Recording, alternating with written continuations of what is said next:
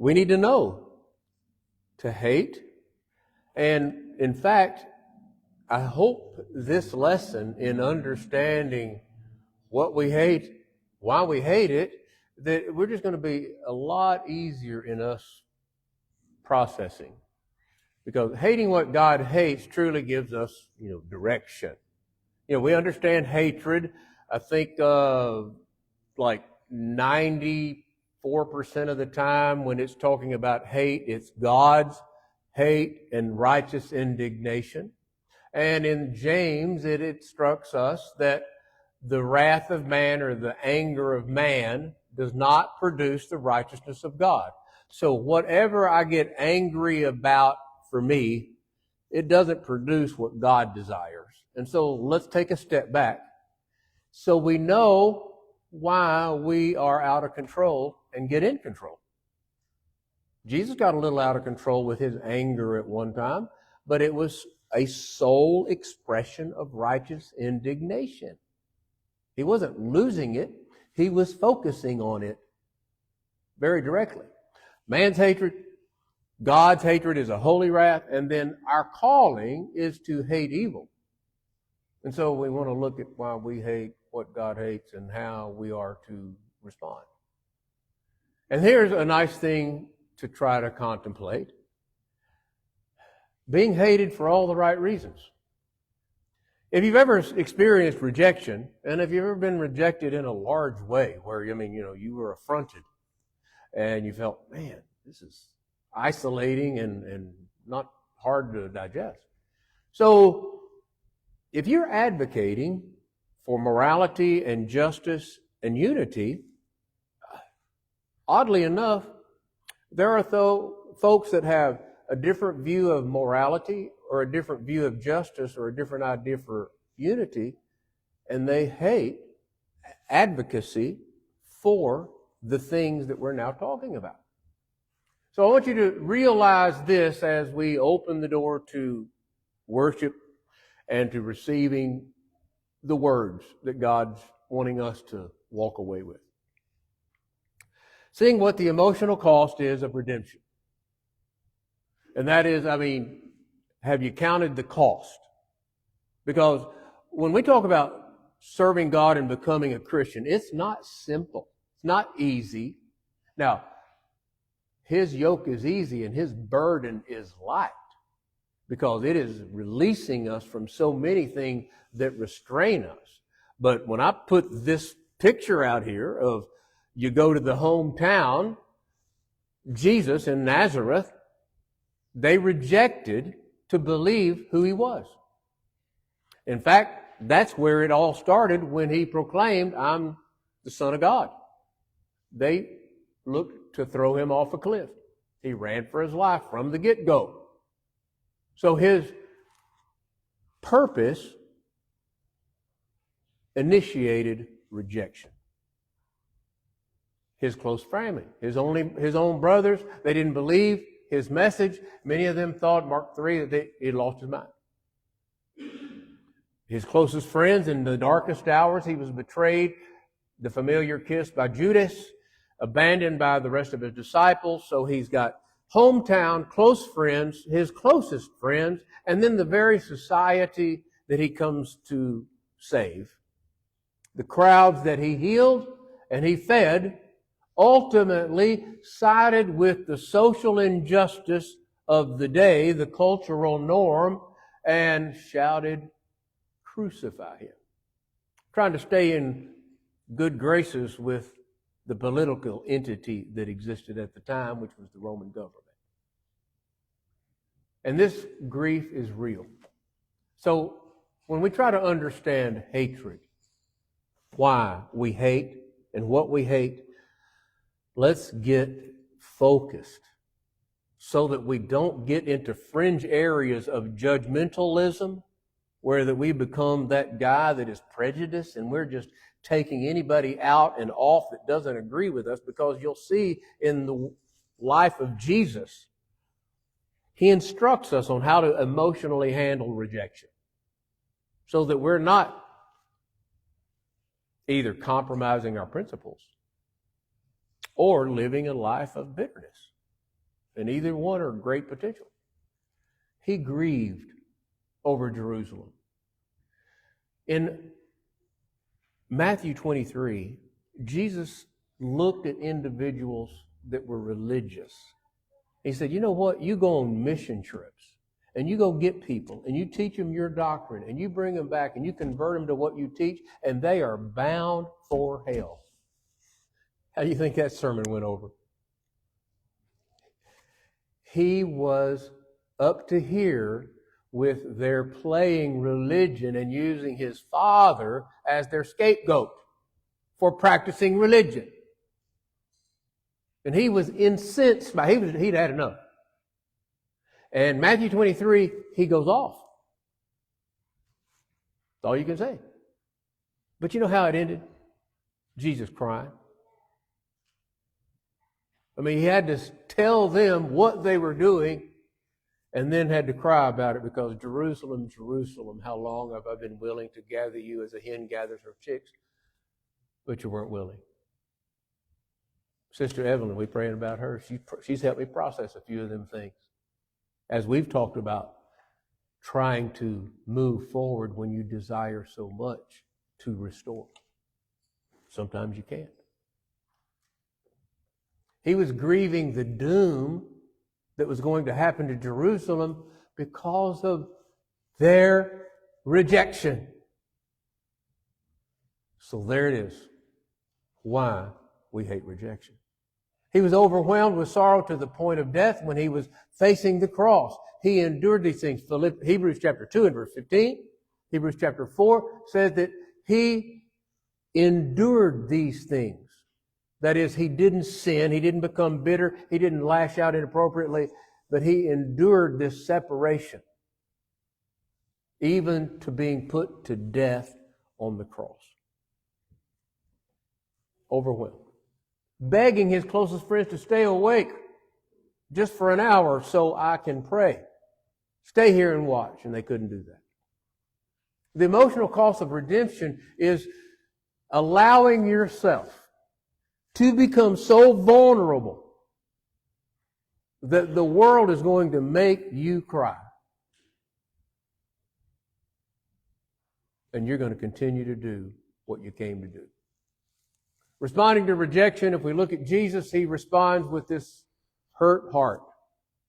And his hurt heart and the power that he had. He didn't force himself on the Samaritan villagers. When they rejected him in Luke the 9th chapter, they left the city.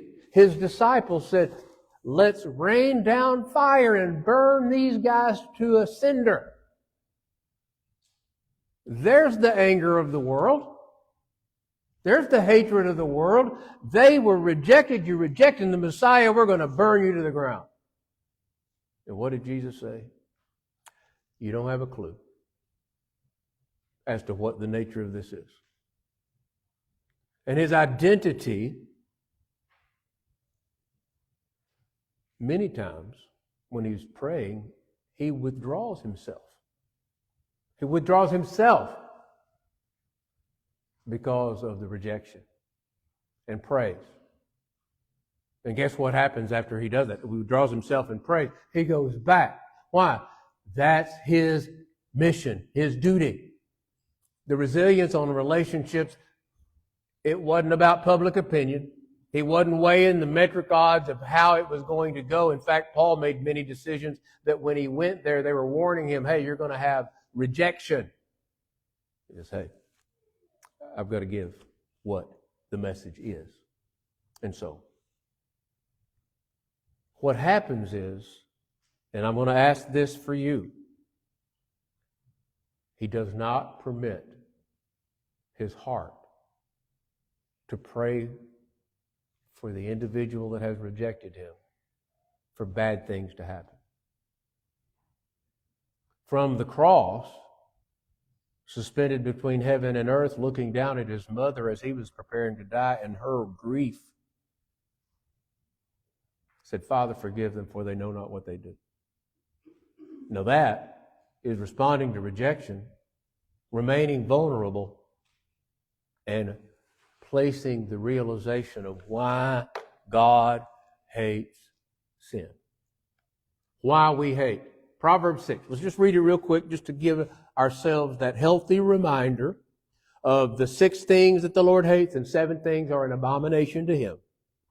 A proud look, a lying tongue, hands that shed innocent blood, a heart that devises wicked plans, feet that are swift to running evil, and a false witness who speaks lies, and one who sows discord among the brethren. That last one resonates with the one that hurts the most.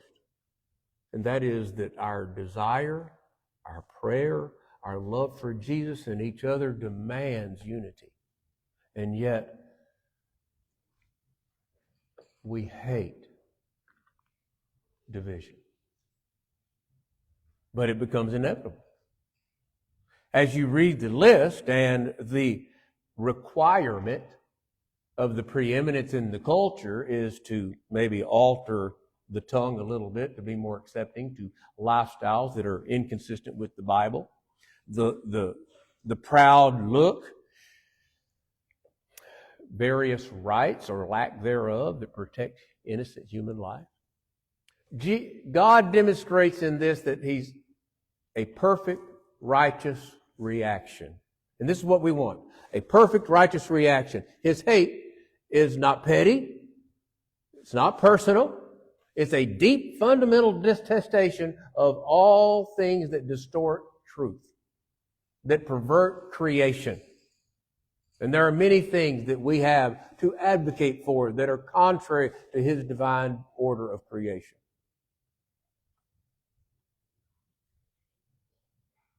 And God hates those that would take His innocent ones and lead them away. I have a lot to say about the Muslim community, but it became aggravated when a friend who was going through a lot of depression and struggles emotionally was taken in by some of them and converted to the Muslim religion. It's a false way. Captured her believing a lie. The sin, the oppression, the evil. But it doesn't break your care, your desire. Now how God processes this? God rejects immoral action, immorality. From Jeremiah, the 7th chapter, verses 25 and 20. So He does so just in communication. Jeremiah 7, 25 and 26 reads this way. But this is what I command them, saying, obey my voice, and I will be your God, and you shall be my people, and walk in my ways as I have commanded you, that all may be well with you. Yet they did not obey or incline their ears, but followed the counsels and the dictates of their evil hearts, and went backward and not forward.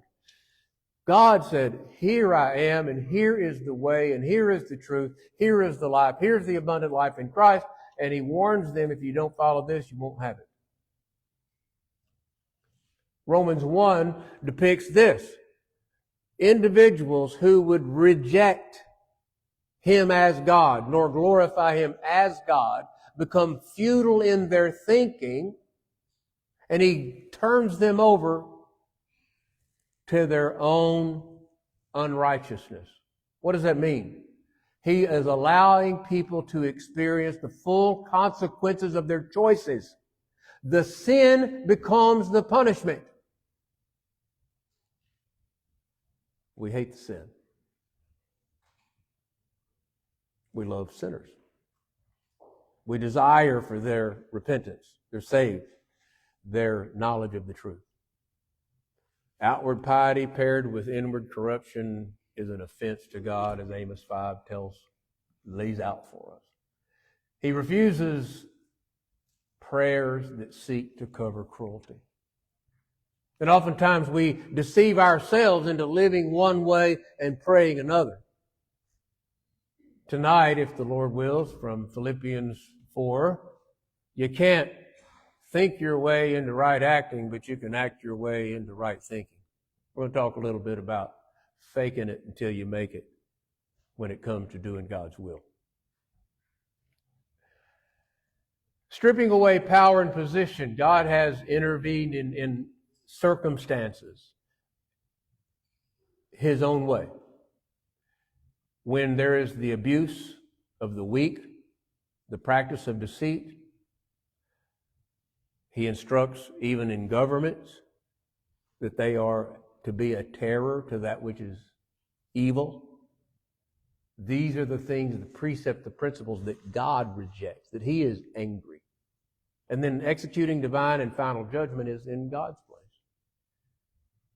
And the realization that they'll be rejected because they wanted not to spend eternity with Him. So Jesus, in His encounter, we see how God has gone from conquering through warnings to handing over their desires of their own heart, the hypocritical judgment, the power that is perceived in the eyes of men, and then knowing that there will be a day of judgment. Jesus takes the betrayal of a disciple, the denial of a friend, the abandonment of many, the weeping over a city. And in His path, now just think, this is how we want to learn to process this, what we hate. He was anchored in God. He identified His Father, whom He would serve. The denial, He's praying for those that put Him on the cross. He had already told Peter, you're coming back, I've already prayed for you. His response to their rejection is still in this desire to do what was in His power to bring about reconciliation, to bring about peace. But ultimately, it could not be as long as one rejects Him. So what did Jesus teach the disciples when the Samaritans wouldn't accept Him? And they said, hey, let's burn the place down. He said, no. Shake the dust off your feet and just keep moving. And He reached out with compassion. Persistent in His compassion and His desire, Jerusalem, Jerusalem. How long do I want you to come back? So here's where I think we get to. We can't shake the dust off of our feet. We can't let it go. We just want to go back, create the dust that was there, give me the dirt and all the theater, and let's do it again. No. It doesn't work that way. And so there has to be, in some form, when rejection's the reality, you better accept it. Because that's what has been dealt. Remember, in this process of unity and restoration, there's two people involved. And that will not change, no matter how much you desire or do. And then the beware of bitterness part. And this is, that part 2, shaking the dust off, but then, you didn't realize that it was all over everything that you're wearing. And it's still on you. Bitterness, the desire for control. What does He say?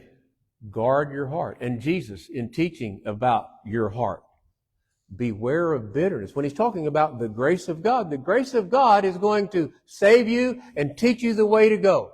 The way of grace is going to have people who desire ungodliness to reject you.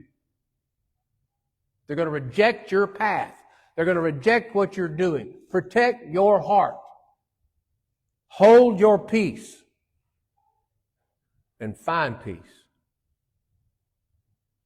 In 1 Corinthians chapter 7, when an individual had become in such a difficult circumstance, they had someone, reconciliation wasn't possible, and their rejection was inevitable. And God said, even in that most intimate, said, God has called you to peace. Accept God's peace. That is hard even to say still. It's hard to preach. I'm still going to make the call. I still want to go back and fix it. Well, you know what? It'll be fixed. But not by going back, but by moving on. Finding those that are ready. And you know what's interesting is when you change your mind and you get away from your bitterness, you just might find some of those that were out of the way, have lived, and we've all learned, and maybe we could begin the way. So the flow of the guideline is, have this heart of service. Foster humility. Prioritize your love. Reject pride. These are all just fundamental principles that you place in your heart. Be humble. Love is a choice. When we say prioritize love is a choice. Love is optimistic. You choose to do well. You have the control. You have the ability to do that. You control your body, but you control your mind. So that puts you into that place of integrity. And when we get to Proverbs 25, beginning in verse 11.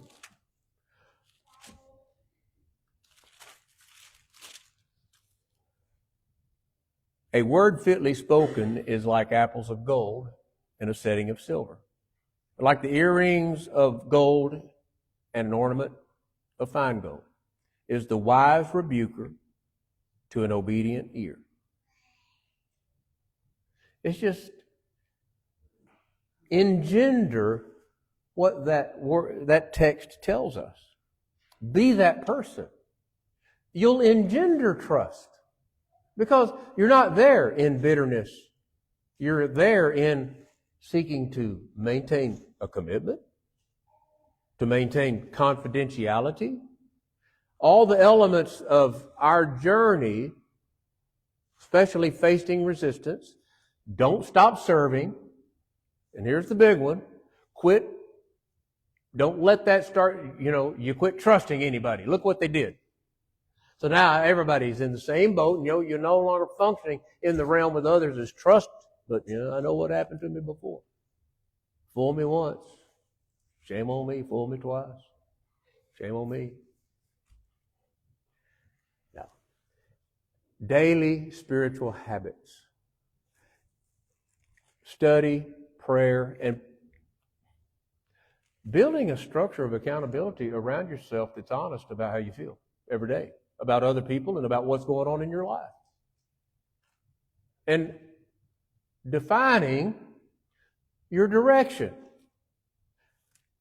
In the face of rejection, especially if you're pretty close to it, it's still, it's like an open wound. You can't get it to heal up, and it just hurts every time you even look at it.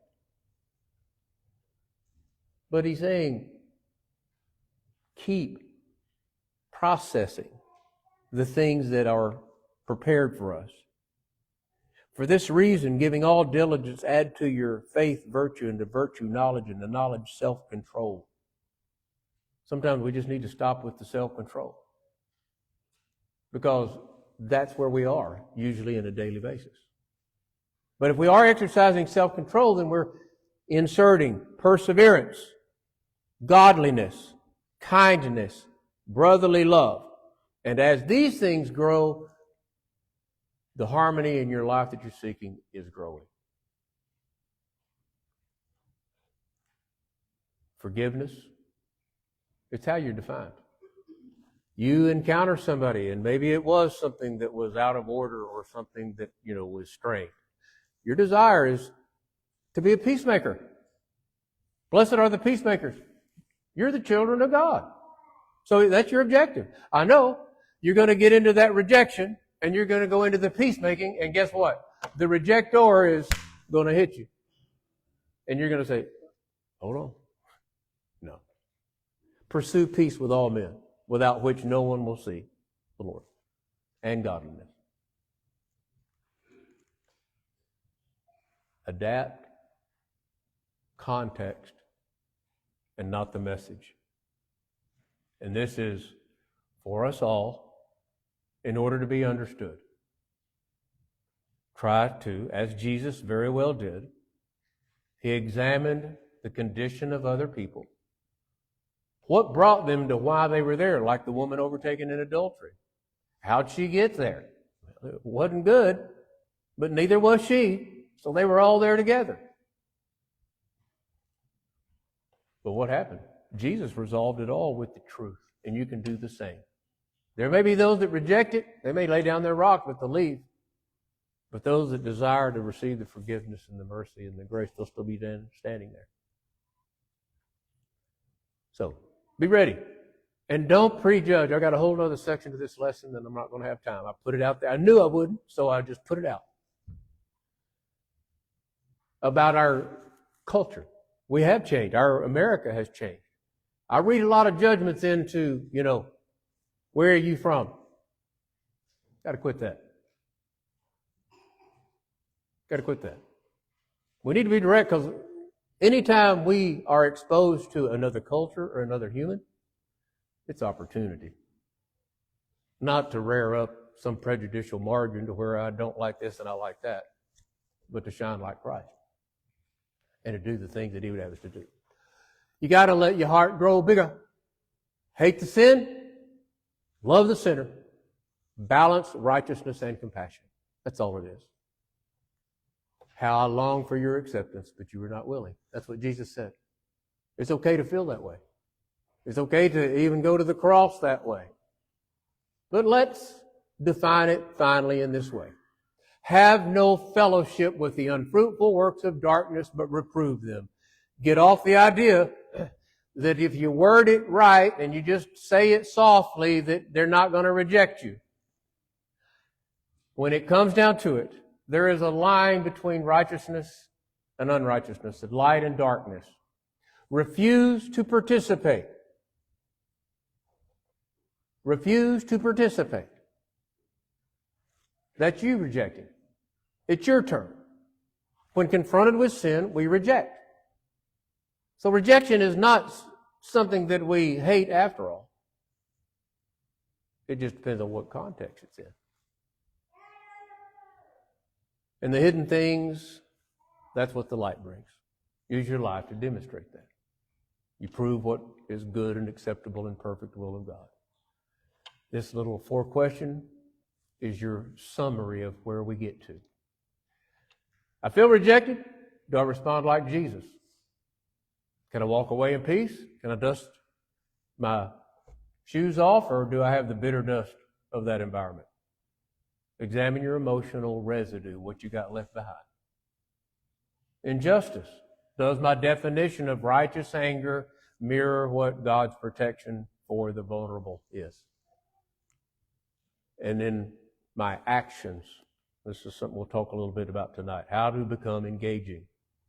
Do it, then think about it. Where is my life today? Do I need to practically do that shaking of the dust? Don't burn your energy on toxic, unreceptive situations. Don't do it. You push the good. You shine the light. Am I focusing more on pointing out immorality in others? Or am I letting God search my own heart and getting rid of the deceit? Have I engaged in systematic bias? We'll see that in another lesson. In rejection, it's a part of growth. It teaches you resilience. That's what Romans tells us. Tribulation comes that way. Know what the triggers are. Examine yourself so you don't get yourself set up for failure by putting yourself in a situation that's going to break you down. Cultivate your emotional internal intelligence. You think it through without emotionally losing control. And then all that rejection, all that from the past, use it constructively. In fact, if somebody's put you down on that marker that, like Michael Jordan, you're not going to make the A team, dude. I don't think you're going to be able to play college. Take that as future goal setting. Be determined to live the way God would have you to live. The cost of moral integrity, opposition will confront you. Your principles will declare who you are. Your compassion will be to reach out and to bring reconciliation over division, not compromise. trying to find, we're two groups, like we were doing this morning. Where can we find so we can meet at the Word of God? That's all God would have us to do. Now let's be of the same mind in the judgment. But if you're hated for that, it's not going to change. Shake the dust off. Protect the vulnerable. Pivot toward love. Examine your soul. Go in peace. Your heart is way too valuable to carry what God has told you to leave behind. Live for Him. You're here and subject to the invitation. The victory in Jesus is real. If you're subject to that invitation,